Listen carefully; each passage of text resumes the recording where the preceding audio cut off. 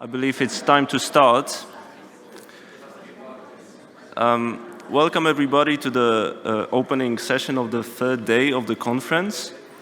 My name is Marcin Wolski, and I would like to apologize on behalf of Emily Sino, who was initially supposed to moderate this session, but last minute she had to fly to DC and she asked me to take over. The topic of the session is, in my view, quite specific. It is very difficult in my opinion. It has three buzzwords, which alone can constitute separate topics for discussions.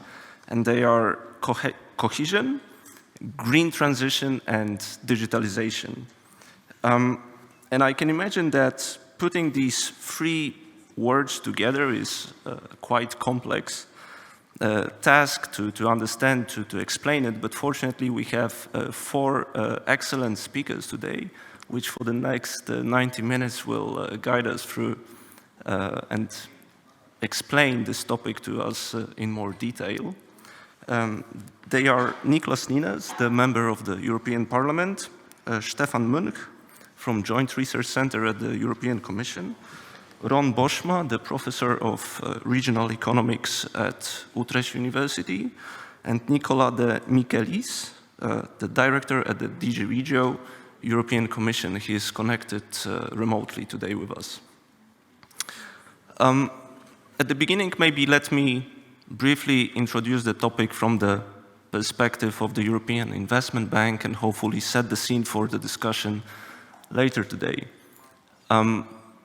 As you may know, the cohesion policy and green transition and digital transition is at the heart of what the European Investment Bank has been doing. Only in last year, we financed 95 billion of investments overall, but 41% of this finance went to cohesion policy objective, and 43% actually was directed to green projects. Green understood as either meeting our climate objectives or environmental objectives.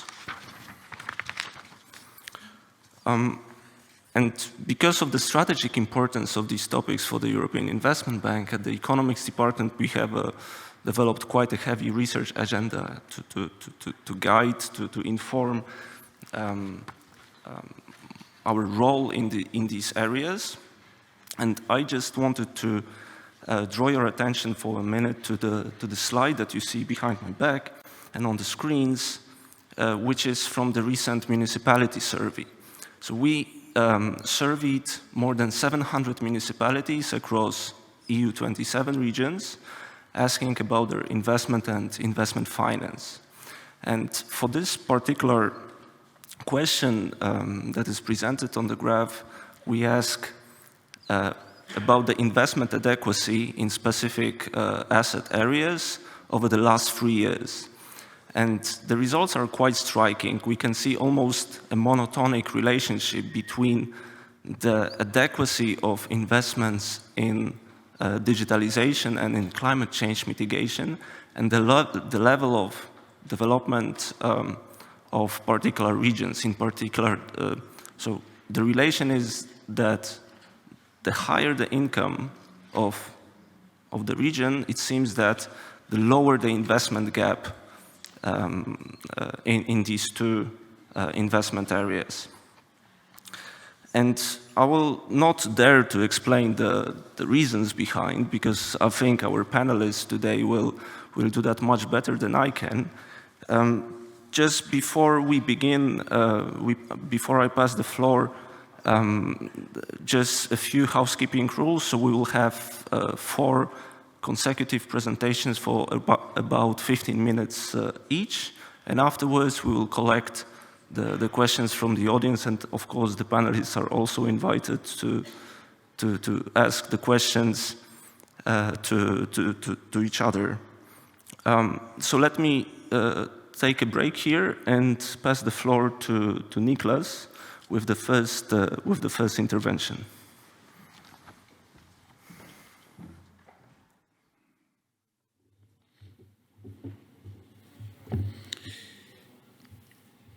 Thank you very much. Thank you for having me. It's a great honor to be here today. I'm Niklas Ninas, member of the European Parliament, coordinator for the Green Group in the Regional Development Committee. And I want to start by trying to express my vision for the European cohesion policy in just one sentence, which is, of course, very hard to do, but we'll try. Every European is safe, free, and has the means necessary to pursue a fulfilling life. So every European is safe, free, and has the means necessary to pursue a fulfilling life. And now it might have come to your attention that the word cohesion policy is not in the sentence. And this is not by mistake, because cohesion policy is a tool. It's the main investment tool to help us eradicate social and territorial inequalities. And in fact, it's, I think, the only tool that we have that can help us with the quest to ensure that every European is safe, free, and has the means necessary to pursue a fulfilling life. How do we ensure safety and security? Through a cohesion policy that fosters solidarity. Only through solidarity we will gain a say in the world, end wars, and deflect climate change. How do we ensure freedom? Well, through a cohesion policy that encourages citizens' participation. Participation in the process and on the European, regional, and local level, but also participation in our society. And how do we help to build a fulfilling life? Through a cohesion policy that is strong. Strong enough to support, to give chances, to build capabilities, to invest in our future. A cohesion policy that is strong enough not just to help in a crisis, but deflect the next crisis from happening in the first place. And let me start with these emergencies, because in the past 2 years, we had 5 emergency measures. We had CRI and CRI Plus in order to help with Corona. And then we created CARE, CARE Plus, and Fast Care in order to support regional and local authorities with their work for refugees and to cope with the energy situation.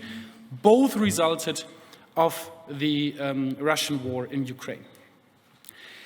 I need to point out that cohesion policy is not an emergency instrument. It's truly not. It's an instrument of strategic investment, of long-term investment. It is justified and necessary that cohesion policy plays its part when it comes to reacting to an imminent crisis, but so do the member states, so do the financial ministers, and so does the Commission. We can enable short-term flexibility, but only if the long-term strategic investments are not threatened through it. In the future, we therefore expect the member states and their finance ministers to lay out how the funds that were used will be reimbursed, and we expect the Commission to provide a detailed plan how to solve the imminent crisis in the medium and long-term run without threatening the cohesion policy. The emergency response must not create new emergencies in the future. And a similar situation we actually see in regards to Repower EU. The Commission's proposals foresaw that we have a reallocation of 7.5% of REGI funds into the RRF.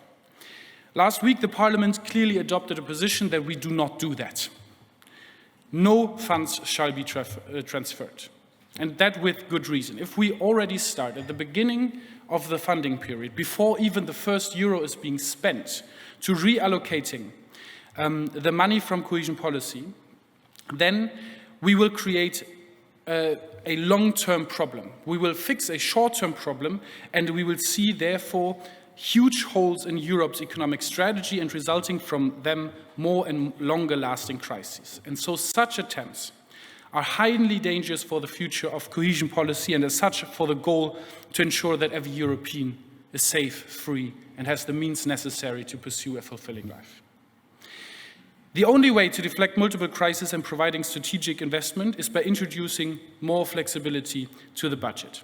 In order to build up structures, resilience, and prosperity all over Europe and address the current and future crises, we need a more flexible MFF. We need to have the possibilities to adjust the MFF every 2.5 years. At the same time, to provide certainty and stability for our investments, we should extend the funding period for cohesion funds to 10 years with a midterm evaluation after 5, so every parliament gets the chance to decide on the budget as well as have a say on the cohesion policy.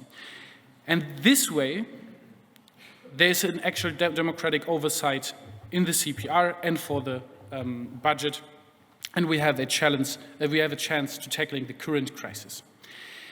And now, let us talk about the biggest crisis we face, climate change. Climate change will not come.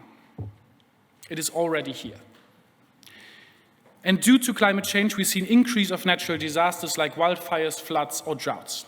The response to such crises has to be, above all, easy, fast, and plenty. The European system that we currently have with the Solidarity Fund is neither of this.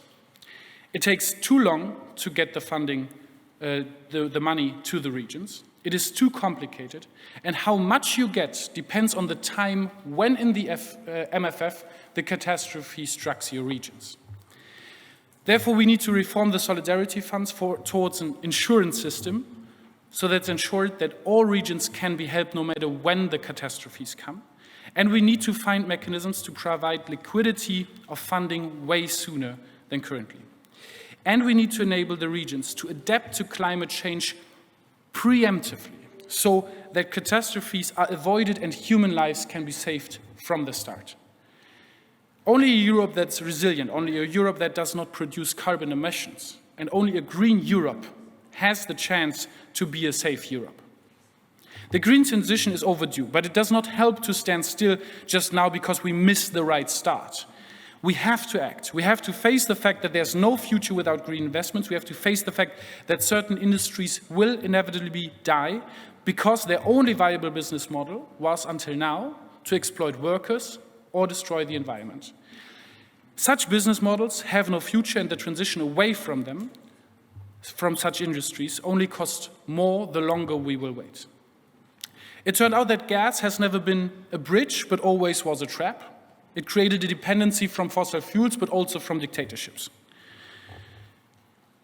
Switching from coal to gas is a little bit like quitting smoking, but continuing to vape. It still kills you, but it smells like strawberries. So that's nice. Instead, we should make a clear cut and not substitute one drug with the other. We need support of green infrastructure, alternative mobility solution, additional R&D, and special support for SMEs. But most of all, we need lots and lots of renewable energies. Every investment in renewable energy increases our security. Cohesion money must ensure the safety of European citizens. Therefore, it must respect the do no harm principle. No harm for projects. No funding of fossil fuels, no derogation, no exemption, not even if it smells like strawberries. The transition will provide the majority of Europeans with an additional benefit and possibilities. But it also means that some regions will face major disruption. For that, we adopted the JTF almost 2 years ago. On a side note, in the negotiations on the JTF, some participants really proposed to allow funding for gas. A fund that supports the needed transition away from fossil fuels should now allow the buildup of new dependencies. For what? So that in 20 years we can have another transition because it's so much fun to go away from gas again. So that we can make sure that every generation in Europe has the trauma to lose their job and start a new one. Europeans need security, and security means certainty. So, the absolute justified critique of the JTF is that the budget really is peanuts for the work that we have ahead. In future, we will need additional funds because we will also need to include additional sectors into the scope of the JTF, such as some manufacturing industry regions. For this bigger task in the future, we'll need a bigger budget, but also the ability to be more precise, to go into the region in need, to go down on NUTS 3 level and help those regions that really, really need the help. Europeans will only be safe from natural disasters, European workers will only have a secure job, and Europe will only be safe from foreign powers if we tackle climate change right. Otherwise, we will run into the next catastrophes, be they droughts, floods, fires, famines. If we continue like this, we will see around 200 million climate refugees in 2050. You could not build enough shelters nor fences to cope with this. And so we must act now to ensure that our children and grandchildren don't have to come into this misery. We must face the security and safety concern. More than ever, cohesion policy must invest into climate change in order to ensure that every European is safe, free, and has the means necessary to pursue a fulfilling life. The freedom of who you are and to do what you like, to think what you want and to love who you love, the freedom to participate in the society is somewhat, I believe, unique to Europe. But this freedom also relies on the chances and possibilities that European citizens are given and how much they are allowed to even require to participate. So that means we need to talk about accessibility of EU funds. One strong demand is a direct access for cities to EU funds so they can decide independently on what and how they want to finance projects in their own territory. But we also need to work on the accessibility of EU funds to citizens in general. We have 6 different cohesion funds, even more regulations. We have national and regional programs on top, and we have lots and lots of bureaucracy. There's so much potential and people don't know about it. They're just overwhelmed, don't know whom and how to approach, and due to that, important projects are not realized. We have to create an easier access for funding for all, an easier implementation process. Simplification must be one of the main drivers of cohesion policy in the future. But participation is more than just the reduction of, I have little time left, sorry. But participation is more than the reduction of bureaucracy. It requires a new process that involves citizens in the decision-making process. So do we in Brussels, do we in Zagreb and Berlin, in Sofia, really think to know better what is going on? Do we really know which village in Bulgaria needs a bus line, which house in Croatia needs to be connected to broadband, or how to improve the specific social economic situation in Hintertutzingen? I have my doubts. I think it's okay to not know all of this because we have experts on the ground. The people living in the villages, towns, and cities know often what is going on. They know where structures are needed, and they want to improve their home and love it for that. I therefore call for a stronger civil participation and a more bottom-up approaches. In this way, we could also foster the knowledge of multiple experts on the ground. Giving regions and citizens the opportunity to shape projects themselves will make them feel heard, being taken serious and included. And citizens' participation is the only way to decrease frustration, ending the divide in our society, and reversing the right shift that we saw in several countries. And it works. I mean, we know that it works because we have the leader projects. And if we look at those regions, we see an increase of participation. We see an increase of positive outcomes for the whole citizens.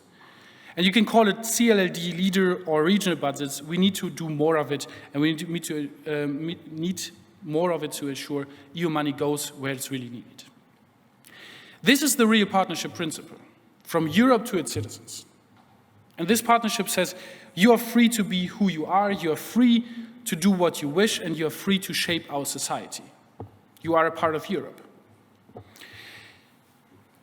Now, a lot of times, especially during campaign season, pro-Europeans use the investment funds from cohesion policy as a reason to be in favor of the EU. It's basically, can't you see how good the European Union is? Can you see the bridge, the road over there? We built that, and the school even.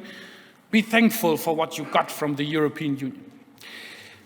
But national member states also build bridges, right? Private companies invest in roads, and even dictators build schools.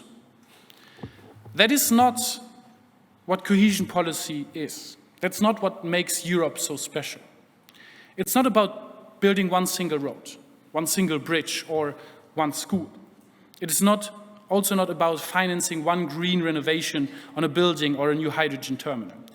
It's about fairness and inclusiveness. It's about standing strong together, learning from each other. It's about tolerance and humanity, our common values and prosperity. It is about the promise that we Europeans give to each other, that we are there for each other and stand together in solidarity, that we will all be involved in our society and gain the same chances, and that Europe is strong and powerful in its promises and in its actions. Cohesion policy is the promise. It's the promise to work for Europe that is safe, free, and gives everybody the means necessary to pursue a fulfilling life. Thank you very much.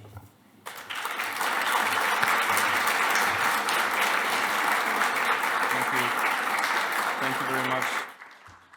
Thank you very much, Niklas. Let's jump straight to Stefan. Stefan, the floor is yours.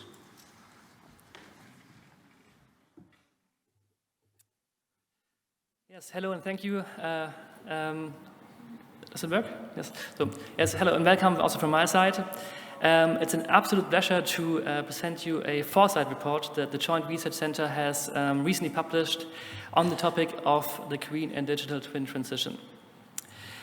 So foresight really has reached the heart of EU policy making.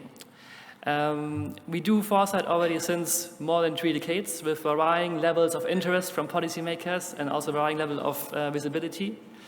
But there was really a step change in 2019 when for the first time a vice president was responsible for mainstreaming foresight at EU level. And this was Vice President Šefčovič that you can see here in the picture.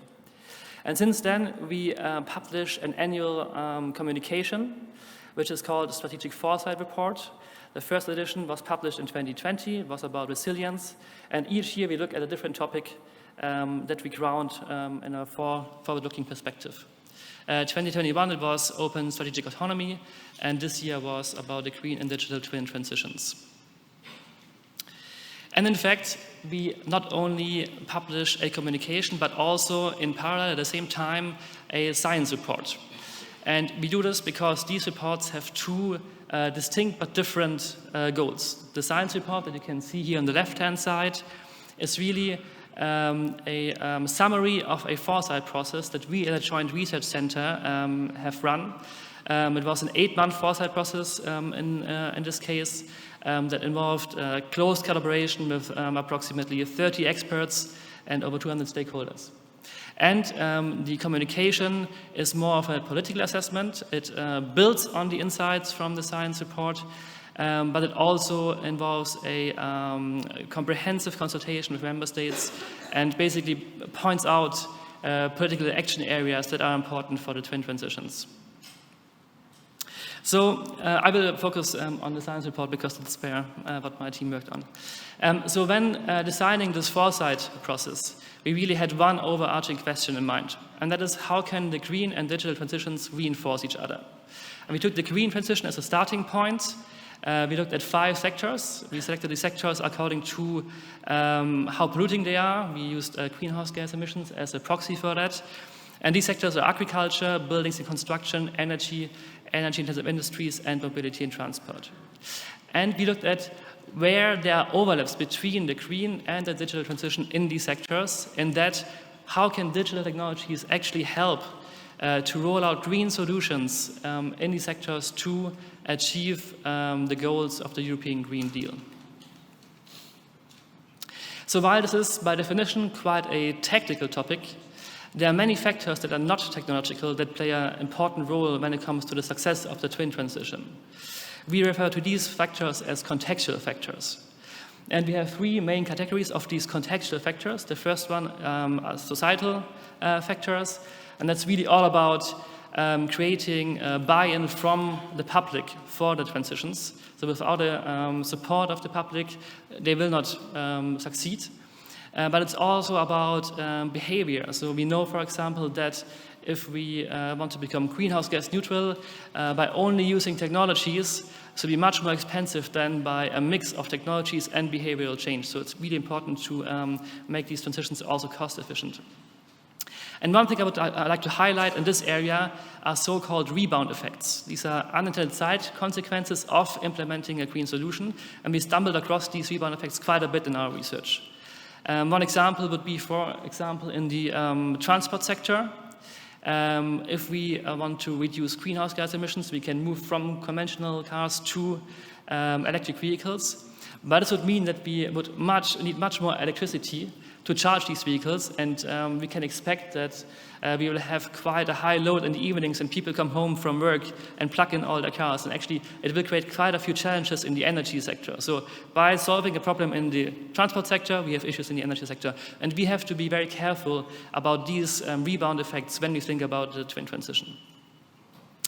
Second category is political factors. It's really all about the policies we need to support the twin transition, but there's also a geopolitical dimension.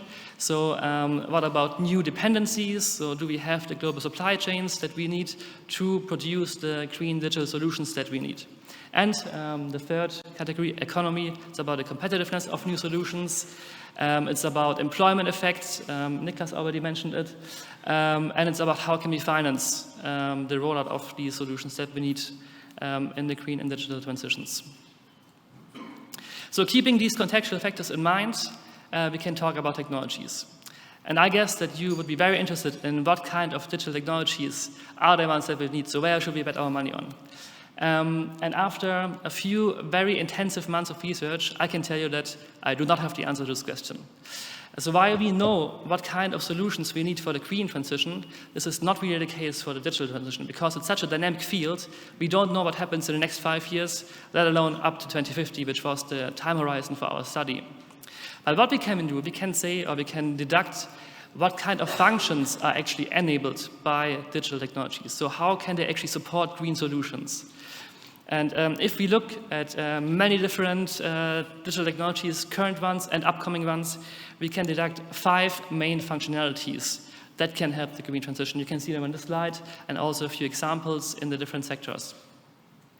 The first functionality is monitoring and tracking, and this can play a role in energy-intensive industries, where the tracing of carbon-intensive materials can help us to increase recycling rates, and in turn to reduce the production of carbon-intensive materials. Second functionality is simulation and forecasting, which can play a role in the transport sector, where it can help us to optimize transportation flows in cities, for example, but it can also help us to optimize maintenance intervals of public transportation infrastructure. Third functionality, virtualization, is really about moving from physical to virtual spaces, which can reduce the need for new buildings in the building sector. And I think we all have experienced this in the last 2 years when we moved to home offices. And this is also actually quite a good example for a potential rebound effect, because the building stock of private homes in Europe is quite energy inefficient. So what can happen is that by moving from more modern office buildings to not well insulated homes, we actually increase the energy demand. So really something we have to look at when we think about virtualization. For functionality, systems management and systems optimization can play a role in the agriculture sector.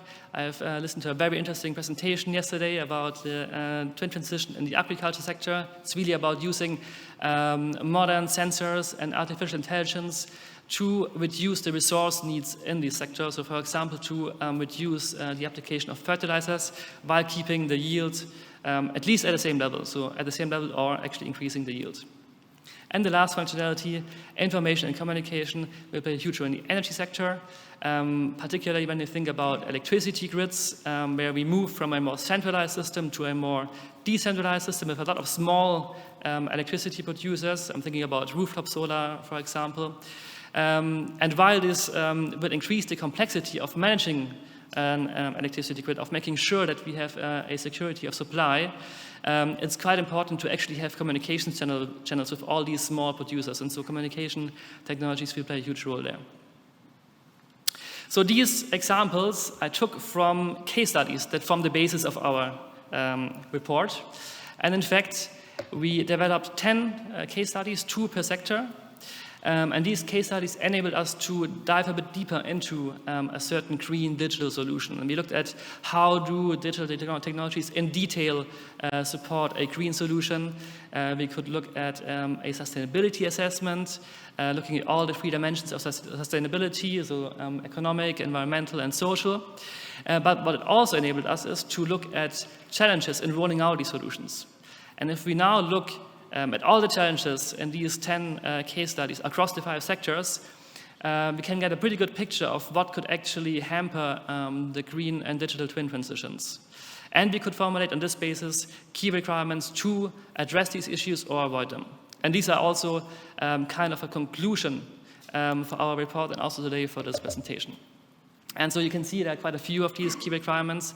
What we often use in foresight studies is the so-called STEEP framework. It stands for social, technological, environmental, economic, and political factors. And this is how we have also categorized these key requirements. It basically helps us to make sure that we don't overlook a certain issue and to make sure that we have a holistic assessment of a certain issue. So if you look at social key requirements, it's really all about winning support amongst European citizens. It's about making sure it's just. I'm talking here about regional justice, but also about protecting vulnerable groups in society. It's about making sure that we create a narrative on why we need these transitions. And it's about ensuring the privacy of users, because this is absolutely essential to keep a continued support for these two transitions. Technological key requirements are all about creating a technology ecosystem that works. So we need the infrastructure to roll out and develop green digital solutions.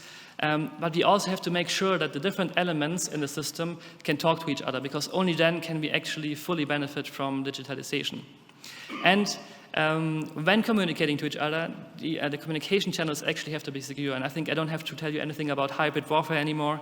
So it actually really gains importance nowadays. So data availability and security is quite important as well.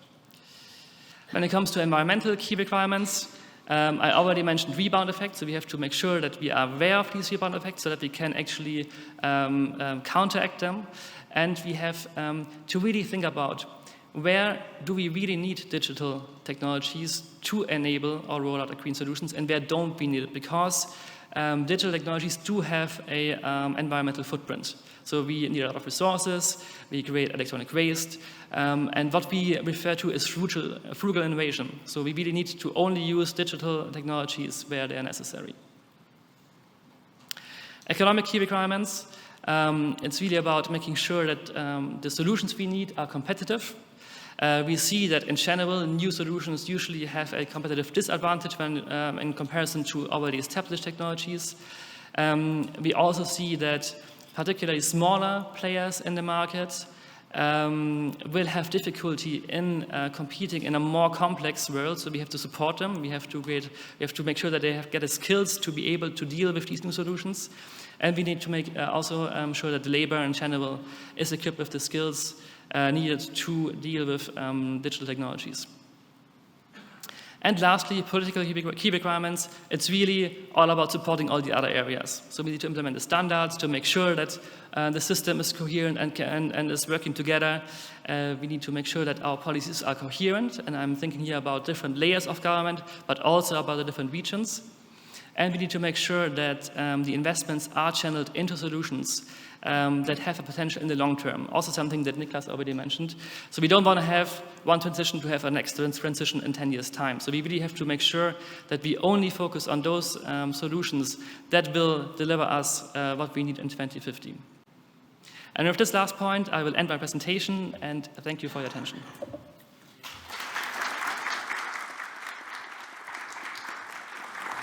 Thank you very much, Stefan. Ron, I believe the floor is yours. Let me see. Yeah, works. All right. Thanks a lot. Thanks a lot for the invitation. Good morning to all of you. What I would like to do is taking up a challenge that is almost impossible to take on because I have to talk about cohesion policy. I have to talk about the green transition. I have to talk about the digital transition, how they interact with each other, and I have to do that within 15 minutes. So quite a task. So I will try to do my best, and also just listening to Stefan's presentation, which I found excellent. I take a more kind of limited approach to what extent we can actually enable twin transition to take place in European regions, and to what extent regions actually have the capabilities to do so, right? So what I like very much about your approach is looking at sectors, right, and how that is taken up. Also, what I learned from your presentation is more about what can digital transition mean for green transition, but not the other way around so much, right? So I would also like to take that on board. Let me just share some reflections on that. Well, the challenge of the twin transition, right?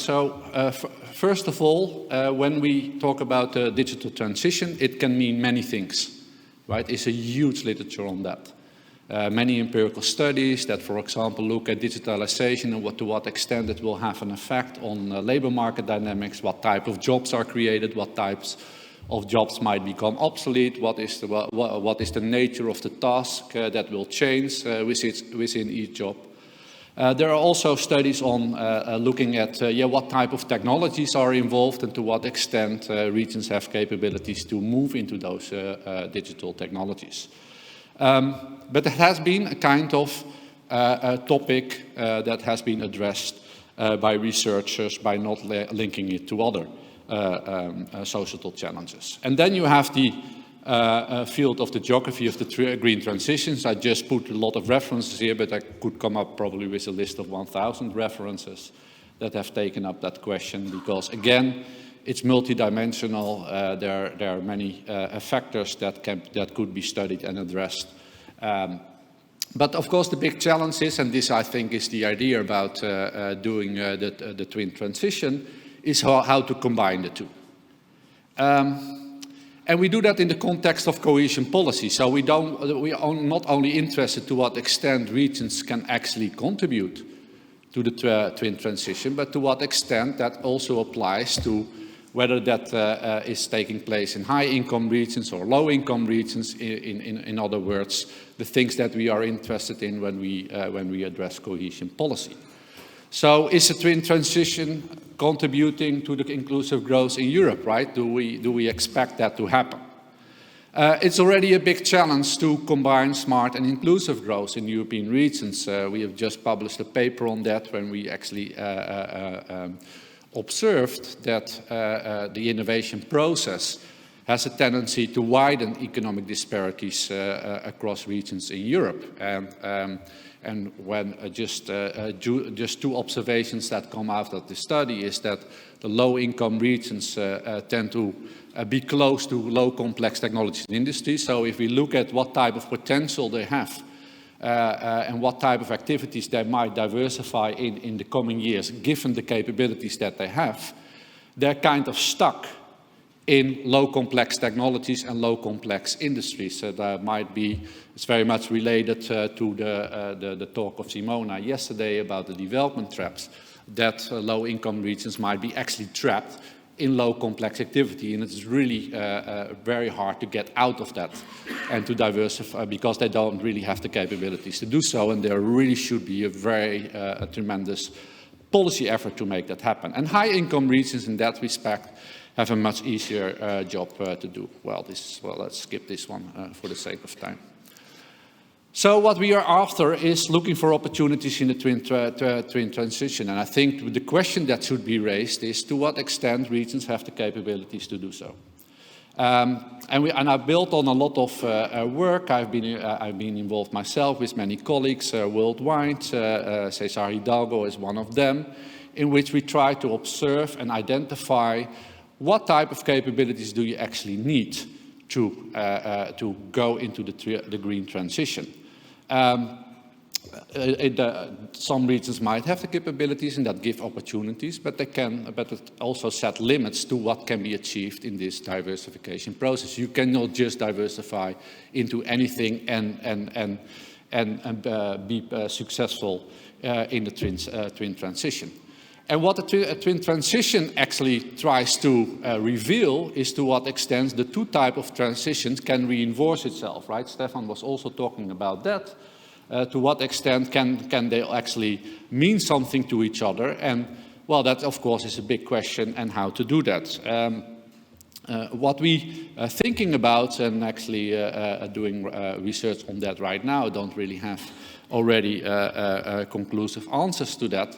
But we used the product space method from Hidalgo et al., published in 2007 in the Science article, in which we want to see to what extent digital and green technologies share similar capabilities. Because if they do so, they can actually mean something to each other, and they can support their development in regions. And now I rely on our technicians, which are great technicians, but I wanted to make it a bit interactive. I don't have a laptop here, so I completely, yes, it actually works. Thank you very much. So here, what I did is, with a colleague of mine, Pierre-Alex Ballin, the blue dots are the digital technologies, and the green dots are green technologies. And we just aggregate these technology classes because we can distinguish between many thousands of different technologies. We use big pattern data sets to do this. Yes, could you please go to the smart grid, right, in the middle? Right, smart grid technology is a digital technology, but actually, as you can see, there's a network linked to it that smart grid technology is actually a bridging technology that makes the twin transition possible, because it shares similar characteristics, similar capabilities with a number of digital technologies, but also with a number of green technologies. So the capabilities that you need to develop smart grids are actually very useful and relevant to move into the green transition and into the green technologies that are outlined here. And you can go through this space, through this network. Maybe you get here. What is that? I can't read it. Geothermal energy. All right, fantastic. Actually, you can see that this technology is only linked to other green technologies, not making any links to any digital technology. So if a region has strong capabilities to do that, it might be a bit difficult to make the twin transition, in the sense that it will not provide many opportunities to move into digital technologies that are related to this geothermal energy. Well, you can, just move around. What's that? Wind energy. All right. Wind energy has some connections to some digital technologies, but as you can see, not all of them. And these are just two subsets of technologies in our data set, because you can, of course, take the whole set, and we can distinguish between 2,000 and 50,000 technologies. And you can position all those technologies that are related to the twin transition in this whole technology space. And you can actually identify what type of capabilities do you need in order to go to in green technologies, in digital technologies, but preferably making a combination between the two, right? And actually you can apply. Thank you very much. This is very helpful, and I'm very grateful for that. Yes, next slide, please. Oh, sorry, I can do it myself. Fortunately, the machine has not taken over everything. I can also use something.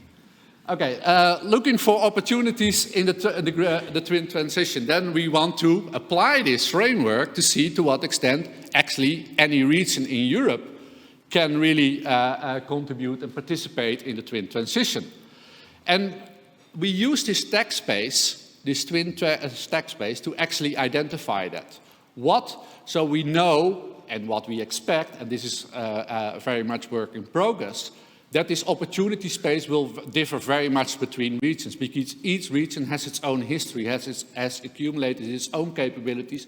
So again, it has opportunities to move into some digital or green technologies, or making a combination of both, while other regions might not have much lower opportunities in that respect.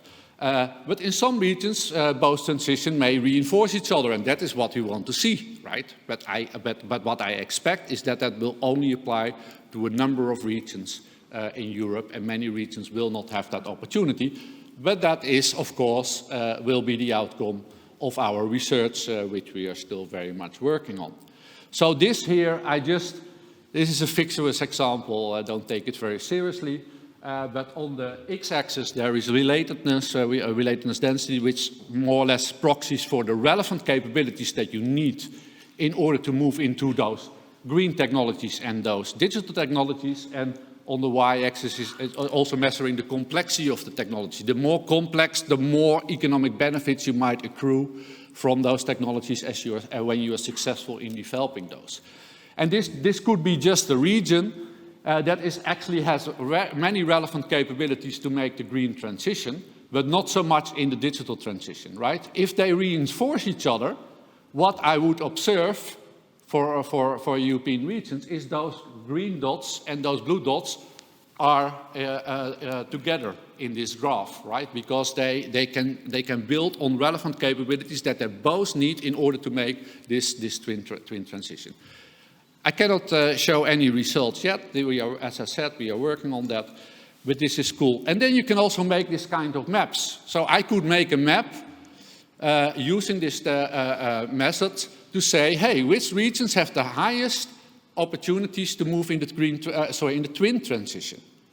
Here I just took an example of hydrogen technology, right, which is a green technology, because this is something we did for the European Commission, was an assignment, and the darker the color in the region, the more potential they have to move into hydrogen technology. So you can do that for all technologies, and for the twin technology, to the twin transition technologies at the same time. But then you only look at regions and what type of capabilities do they have, but what the whole European idea is about is also to exploit synergies, to exploit complementarities across regions, right? What can regions mean to other regions in order to move into the twin transition? Here again, I don't have data on that yet, or results on that yet, but here I took just the example of Ile-de-France, right? I marked that black.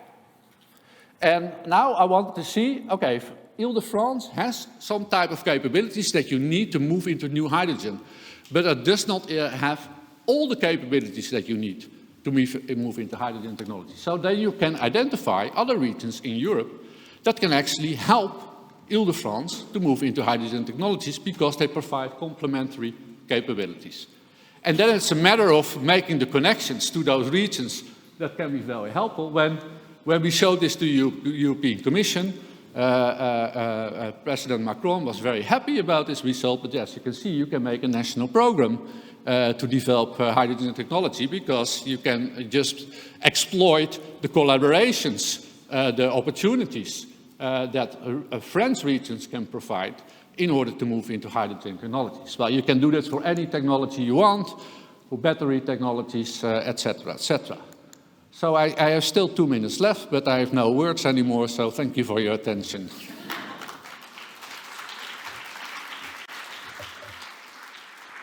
Thank you. Thank you very much, Ron, for the presentation. And I believe it's time now to invite Nicola to take the virtual floor. Nicola, can you hear us? Are you with us? I can. Do you? Excellent. All right. Well, good morning, and apologies for not being with you in Zagreb. We are at a key juncture, because I saw this Adriana in the meeting room, and we are at a key juncture because we are in the phase of finalization of all the programs that will govern the use of cohesion resources over the next few years. We're talking about €500 billion if you count cohesion resources plus the co-financing that member states and regions have to put on the table. And this is something that I have been arguing over and over, is that this one thing that Europe does not lack these days is financing.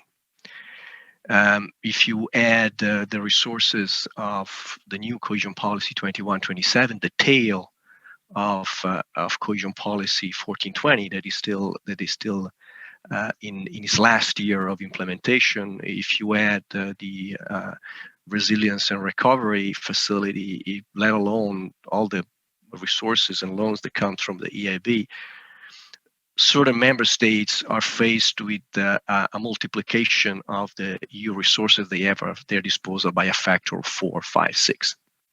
So this represents an extraordinary opportunity, but also an extraordinary challenge, also because a lot of those resources have been earmarked for the green and digital transition. To give you a sense of what the challenge is, one of the countries I'm dealing with had a 1 billion, more or less 1 billion program on digital investment in the period 14-20, And because of the combination of the RRF and cohesion policy in 21-27 and the earmarking, the targeting of those resources on digital now has to spend around 21 billion euro. And already it had difficulty with the 1 billion of 14-20. So this is just to give you a sense of what this fantastic and important and historical amount of resources available for investment is means for many regions and member states. And therefore, what I would like to share with you are three tensions that I think are not the only one, but just to feed the debate today, three tensions that, in my view, will largely determine the way in which cohesion resources will be spent or not spent over the next few years, and the discussion between the different instruments, the different policies that will inform the debate on the next European budget. Because let's face it, the discussion is starting. The first tension is what I would call coordination failure. When there are a lot of financial resources and therefore a lot of pressure to spend those resources within certain time limits, the need for coordination is even higher. Now, clearly, this coordination is not facilitated by the fact that there are, one may argue, too many instruments with different rules, but still, the need for coordination is there. And what we are witnessing is that coordination is not always there between line ministries, between national programs and regional programs, within regional programs, between regional authorities and local authorities, and this may result in suboptimal use of the resources at disposal of public authorities. So the first question that I think we will need to look at, and we are keeping at the center of the conversation on the new programs, is how to ensure that this coordination happens, particularly between the world of cohesion policy with its own rules and its own mechanics, and the world of the recovery and resilience facility that has different way of operation. The second tension is something that Nicholas clearly pointed in his introductory speech, which is a sort of a short-term versus medium-term tension. What happened over the past few years was, I would argue, necessary and inevitable, because there were crises Europe was facing and is still facing. But what happened is something that we should reflect upon. We may have different view on the role of cohesion policy, but still, the treaty says that this is a structural policy. It's structural. It's supposed to change the way in which regional economies operate. And clearly, what happened is that function has been largely weakened by the necessity to free resources to face the emergency, transforming a structural policy in a short-term one, allowing to finance short-term expenditure in the health sector, or pouring resources in small and medium-sized enterprises to facilitate and help them with working capital. And there's now discussion on whether cohesion policy should help to support and pay the bills for individual vulnerable households and small and medium-sized enterprises faced by the energy price spike.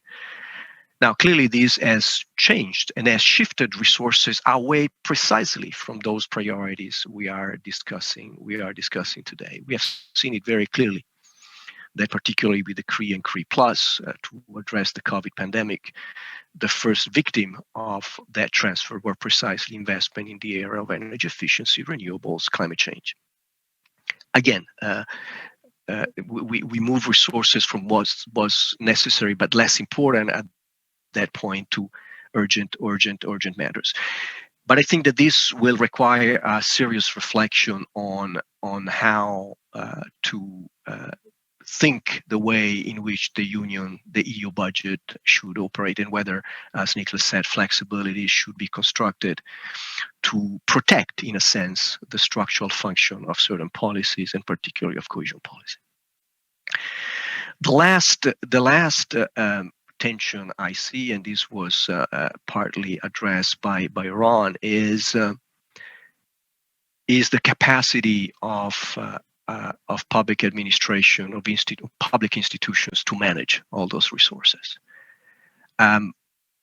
I personally believe that you can have the best strategies of this world and the best policy mix, but if you have behind an administrative machine that is unable to manage the resources, we are heading against a wall. And the question of public of capacity building is becoming, in my view, central to the discussion with many member states, because the profiles, the type of expertise that are traditionally part of the public administration are not necessarily the one that are needed to address and design a program and projects around the green and digital transition, because we have often administration that are unable to, or not ready to engage in a public discussion to collect ideas and create consensus around policies, because we have often administration that do not act as facilitators to help the private sectors to come in and engage in this investment. And I think that there is a very serious discussion to have. It's not by chance that the issue of public administration is at the center of the European semester every year. So coordination failure, capacity issues, short-term versus medium-term issues. These, in my view, are three elements that we need to keep an eye on, not only to ensure that the investment that are starting will do what they are supposed to do, but also to participate in the debate to come on the future of the EU budget. Thank you very much.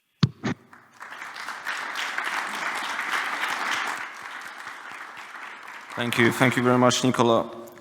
So with this intervention, I believe we reached the end of the interventions, and it's time now to move to the Q&A session.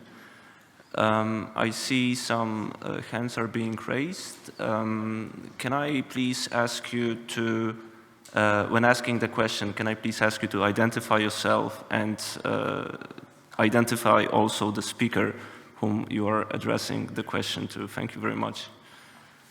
I think there was one question here and one, the gentleman over there. Good morning, everybody. Thanks for the lovely presentation. It was very productive.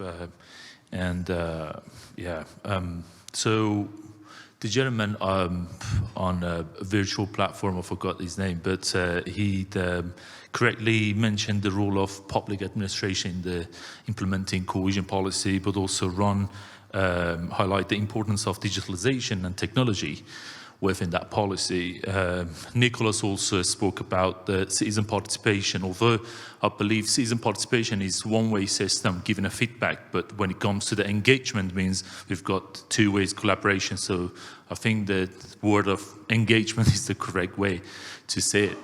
So as everybody highlight the importance of the citizens, which is one of the three main pillars of the cohesion policy. We've got the government, we've got the business, but also we've got the citizens into this engagement.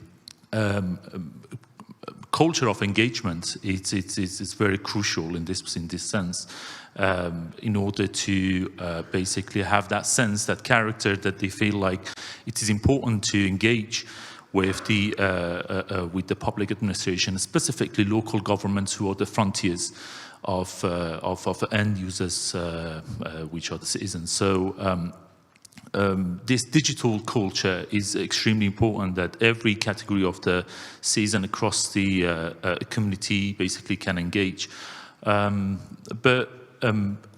In many countries across Europe, especially in the South, we don't have that culture very much. So what is missing there is the education. If we can have actually the right education in terms of digitalization, but also the importance of the engagement, that you know, moves us to the new phase of the necessity of the engagement within Europe. I'll give you an example why the culture and education it's very important in the engagement sort of sense. I'm from UK, the land of Brexit. Many regions, including North East, Sunderland, Newcastle, Liverpool, they basically, before the Brexit, they don't know why we need the EU. Well, why do we have to join the EU? Why do we need cohesion policy? Why we have to pay membership and stuff? Obviously, some part of these membership fees that actually countries are giving to the EU comes back to the regions in order to getting developed, especially those who are well behind, specifically Sunderland and Liverpool. So they don't understand the importance of this.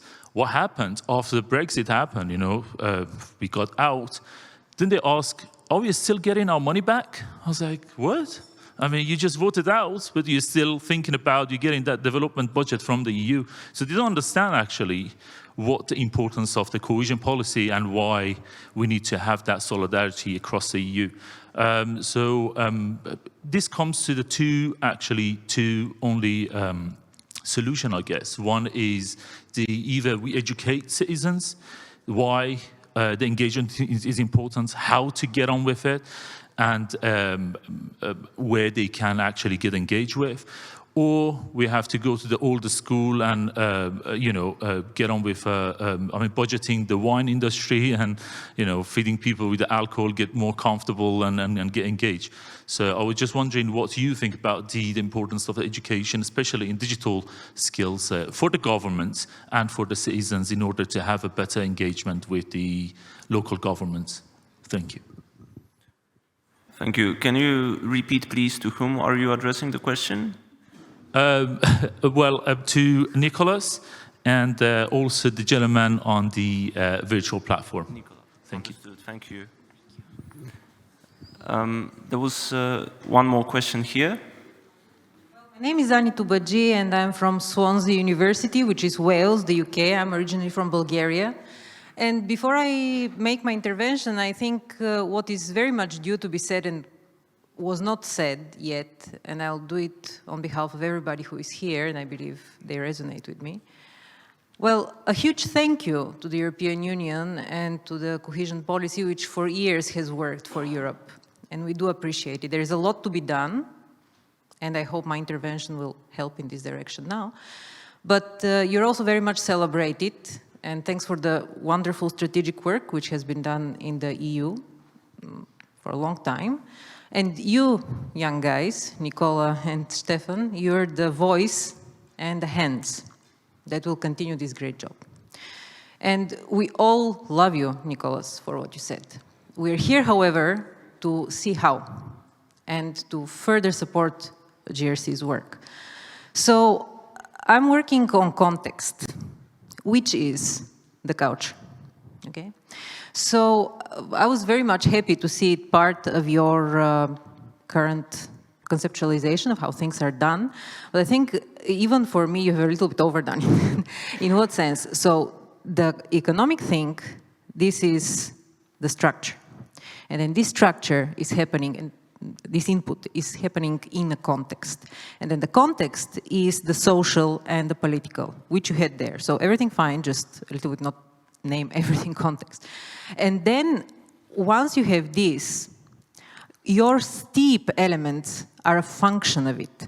And everything that we were talking here about, so the fairness, the solidarity, the whole cohesion thing, all the three elements that Nicola very well outlined there. So how we coordinate, how we decide between long and short term, which is the question of how altruistic we are to the future generations. All these are questions of attitudes, okay, which are the context in which things happen, and attitudes are developed through education, through cultural consumption. So how the awareness is being created is a thing which is to be focused on through education, through lifelong learning, and through targeted policies for creating this environment, this context. So this is the first thing that I would like to invite you to think. And the second small comment was about the opening slide. So you were showing us how the richer economies are having least sort of investments, but we have the important distinction between self-reported and actual data. So this is self-reported. This is self-reported from businesses, I suppose, and they are quite strategic, and they understand that if they under-report, they'll get perhaps investment. So the more strategic ones, the most strategic ones are the richer ones, while the ones who are left behind and trying to pull themselves out from their hair, they normally are trying to say, we're doing great, we're cool, so look, we're not that bad. So they might have the propensity to over-report. So I think this has to be cross-checked with real data before it is being acted upon. So thank you very much, and once again, thanks for the great job. Do the best ahead. Thanks. Thank you. Maybe we can take the gentleman over there, and then I pass the floor to get some answers to the questions. Thank you. Ivan Tosic from Budapest. I have a concrete question to Nicola. He mentioned a country where they had difficulties to spend 1 billion euro in the previous programming period, and now they have 21 to spend quickly.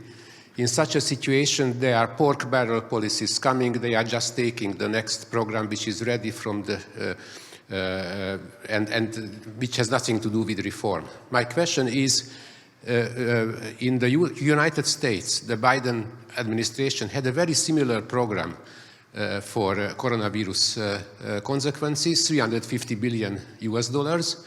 13% of that was directly given to metropolitan cities. 31% was given to other subnational level, not the states.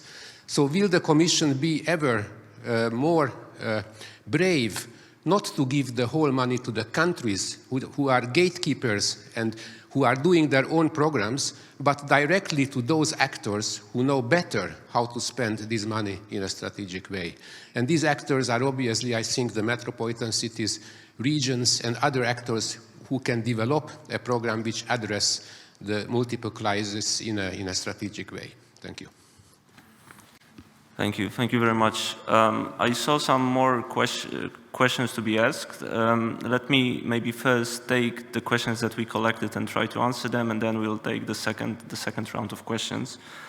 Allow me to begin, because one question was actually addressed to me about this opening chart. Very good, spot on. And apologies if I rush through the slide too quickly. It is true that there is a difference between the self-reported and the hard data points. What I would like to draw your attention to is that in the question we ask about the adequacy of investments. That doesn't mean that the investment level, that doesn't mean the adequacy of stock of capital that is in particular regions. It's just asking the questions, looking over the last 3 years, did you invest enough? And the answer is not nearly. And this is striking that the regions with lower incomes, on average, they report more lacking investments. That doesn't mean that the adequacy of stock is lower. So with this in mind, I think we have 3 questions overall. Let me start with Nicholas, then pass on to Nicola, but Stefan and Ron, please feel free to intervene also if you'd like to. Nicholas. Yeah, I have to say that it's very hard to hear everything from the audience here, at least for me, because we have double yeah, something. But I'll try to still. If I got the question correctly, it's the question on how to educate citizens about cohesion policy. Is that right? Okay, so I think that we could invest a lot of money and time and resources, human resources, by going in schools, in day universities, basically everywhere where people are, and lecturing them, educating them about what we're doing, and then we're basically back to what I said in the end of my speech, to like, hey, we're doing all of this for you, so be goddamn thankful for it. I think that's the wrong approach. I think we can have more education about it if we have more inclusive programs, meaning that we have programs where it's so easy to access, so easy to be part of, that you learn about it while you're doing it. So basically educating through practice. And I think this is the more important tool, because it also helps us using the funding more precisely, getting the money that we have and that it's not being spent in some areas to be spent because citizens demand it and have ideas and so on. And so this is multiple. And there was the question also for the direct access to funding, because I think it goes hand in hand. We need to see for the new funding period, it has been a demand from the Parliament within this funding period, so I'm pretty sure that we will be talking about this in the next one. I hope the Commission will take it on in their proposal for the next funding period already, for direct access for cities. This also implies for me to have direct access for certain regions that are not national or bound to the national borders, but instead make more sense. We have seen experience with JTF, with the NUTS 3 level and so on. And this would give not every individual citizen, but the citizens in that region a bigger say on what is going on in their region, would involve more people and get more knowledge about it out. But then we also need to make sure that the accessibility is digital, so that citizens, even if you're just a small and medium enterprise or self-employed, have the possibility to access funding through digital means, have it an easy way, have it an easier way than it is at right now. And then the next step is also citizens' participation through CLLD and so on, so that the word really spreads, so that even if you're not doing that on a day-to-day business cause, that you don't have to get the funding in order for your business to bloom, in order for your meals to be paid in the end, but also just because you're interested in how your region develops, because you have a project that benefits everyone, you can still be part of it and know about the funding period. And I think then we have the education and the knowledge about it, and then I hope that citizens then in the future will say, oh no, I don't want Brexit to happen, because I know there's so much positive going on in it. For the question on I wrote down culture. I did not, I think it's also about the spending culture, if I got that correct. So I hope I answered this question. But one thing that struck me was the question of digital education, because we will have a more digital workflow, more processes, also when we're talking about administration. And you have to have the knowledge for it. So we have to have a workforce, but also citizens that are just capable of understanding how to use an iPad, how to use a computer, how to get to the internet and use it. And the more we have tools, the more knowledge you need to have. And I think it's very important to take that into account and to also figure out that it's not just a thing about education and social issues, but it is one that is necessary for work, and it is a structure that we need. So therefore, I think we also need to see how to include that into economic spending, and to make sure that the citizens have the resources necessary, also in their minds, to work on everything that they want to work on. Thank you very much. Nicola, what do you think? Is the Commission willing to go more granular in cohesion spending? Well, look, if there is one policy in the Union that goes closer to where things are decided should happen, is cohesion policy. You all know that one of the principles around which this policy is organized is partnership. Does it work everywhere? No, of course it doesn't. There are institutional traditions in all member states, but the pressure on member state to open up the conversation on how public investment are organized is there. It's not by chance that 50%, grosso modo, of the budget of cohesion policy is managed centrally. The other 50% is managed regionally. And increasingly, part of the money is managed and programmed by local authorities. I'm negotiating programs with the metropolitan areas in Italy. I'm negotiating programs with local authorities in Portugal. So, by nature, this policy has opened that discussion. I would like, however, to put a note of caution on the fact that local is always fantastic. I think that Nicholas is absolutely right that there is where the expertise is, and Brussels is too far away from the ground to know better what should be done. However, locally also there are constituencies that tend to repeat the same, and there is a degree of inertia. And also it's good to have an external agent, the Commission in this case, that asks the right question, that challenge the way in which policies are organized. So yes, we need to be more granular. We need to certainly to involve, and the policy is involving, engaging more and more local authorities, cities, metropolitan areas, medium-sized cities, but also we need to find the right balance between local needs and EU priorities. And this is the tension that has always existed on the functioning of this policy between those local needs and the need to reflect at the same time higher priorities, because otherwise you may end up financing many important things locally, but maybe not necessarily that relevant for the priorities we are discussing today. Thank you very much. Stefan, would you like to complement? Yes, I really appreciate your comment on the whole attitudes issue.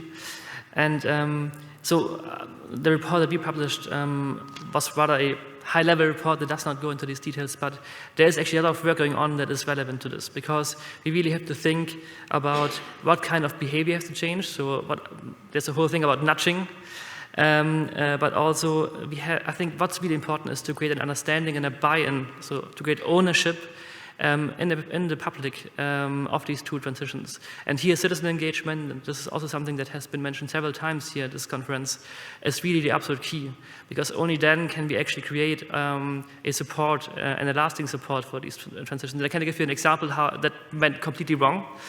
I live in Brussels, and Brussels wanted to introduce a new way to manage traffic. It's called Good Move Plan, which was in fact something that tries to make Brussels a bit more like Utrecht, where there's much less car traffic and more safe cycling space, and so on and so on. And once this actually not bad idea was implemented, and they actually already tried to implement it, there were actually violent protests in Brussels, and they basically redid it or undid it, and we are back at square one now. So basically, it really shows us how important it is to not only provide forums where people can participate, which have been provided in this process, but to actually win over the people to actually engage in this process. And this is not an easy task. This is absolutely clear. Whenever we face change, this is something very difficult to actually convince people of. But we have to do it somehow. So this is really the key to making this happen. Yes, also a lot has already been said about the need for citizens' engagement. I would like to make two remarks on that. One is, yes, citizens' engagement, I think, is very important also in the framework that I presented, right? Because I'm talking about opportunity space, but still it needs to be exploited, right? So, and that has to come from local stakeholders that have to take into account those type of opportunities that are available to them. But of course, they have to exploit it. They have to come together to coordinate action in order to exploit those opportunities. So it's absolutely crucial that happens, and there might be differences between regions in terms of their capacity to do so. So that is one thing. The second thing is more about this citizen engagement will also be needed in order to make all kinds of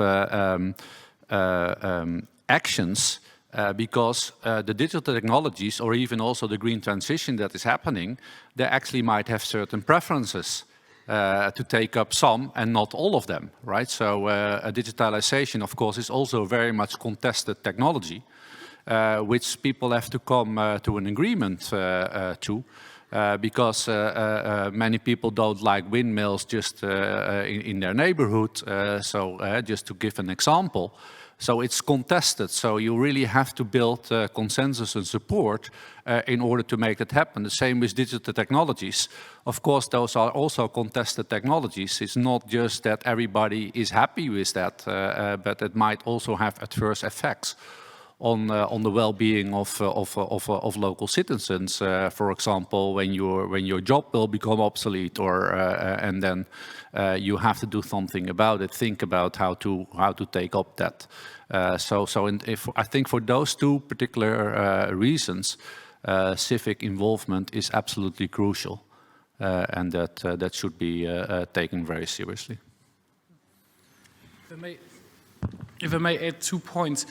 First, I don't want to get misunderstood.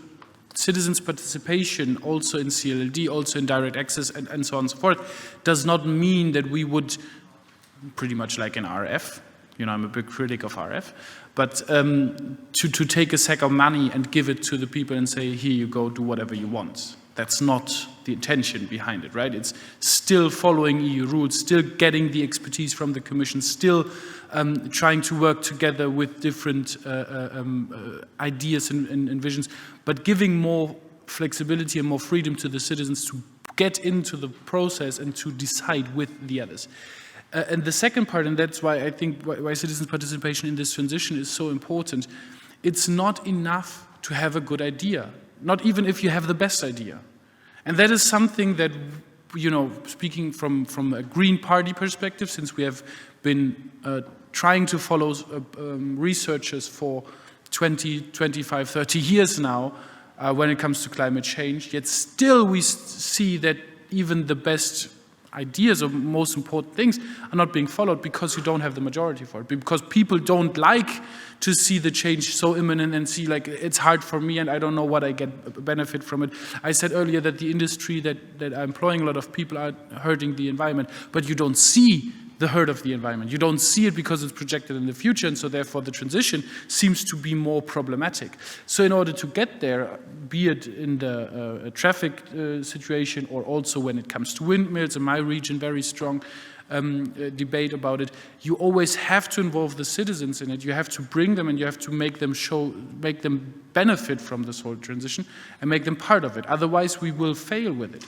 And so citizen participation becomes more and more imminent and important when we're talking about transition, because without citizen participation, we will have no transition. Many thanks. Look, I believe it's 10:30 already, but we started a little bit later. So to be fair and to use all 90 minutes allocated to this session, I think we still have a couple of minutes to have the second round of questions. But to make it work, I would like to ask you to be very snappy in asking questions, very quick. I believe the lady in the front row had a question, and I think we can take one more question afterwards.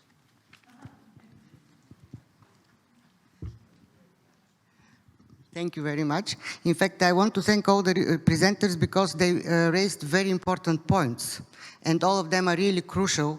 But there is one word which was mentioned only once, I think, or twice by Stefan, and that is skills.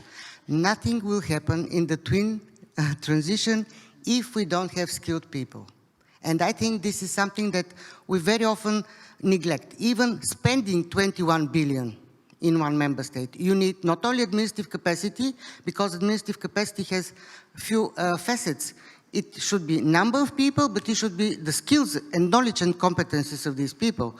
So I would like to ask you, when you talk about how are we going to manage the twin transition, to always think about the skills that people need for that. But I'll speak more about skills in the afternoon. Thank you. Thank you very much. There is one more question over there. Hello, good morning. My name is Joachim Maas. I work for the European Commission, DG Regio. Actually, I don't have a question, but my son has one. He is 20. He's not represented in this meeting, but yet we talk about his future. Today, the European Union emits 25% less greenhouse gases than it did in 1990. The 2030 target is 55% reduction. So in the next 7 years, we have to do more than we did in the last 33 years. So how can we accelerate or speed up the green transition? Maybe the scientists can reflect on this. Thank you. Excellent. Thank you very much for this question. I think we take it from there. I propose, so first of all, I would like to echo the question about skills. And actually, in our research at the EIB, when we talk with enterprises, if I was to mention single one component which slows down the investments, which makes companies to invest less, is the availability of skills. So I really much subscribe under this question. And in this round of answers, I propose that we reverse the order from the agenda. So we will start with Nicola, and then we go from right to left. Nicola, please.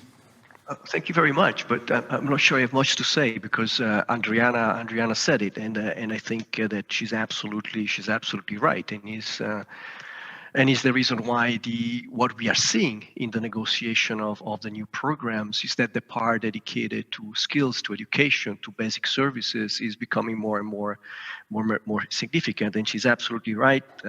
On saying that when we're talking about administration, and I think that I was trying to make that point, that the question is we do not have the expertise that is needed for the new type of investment. We do not have the environmental specialist. We don't have the digital and IT specialist in the administration that can help to construct and design programs and a pipeline of projects. So that the question of skill is certainly crucial.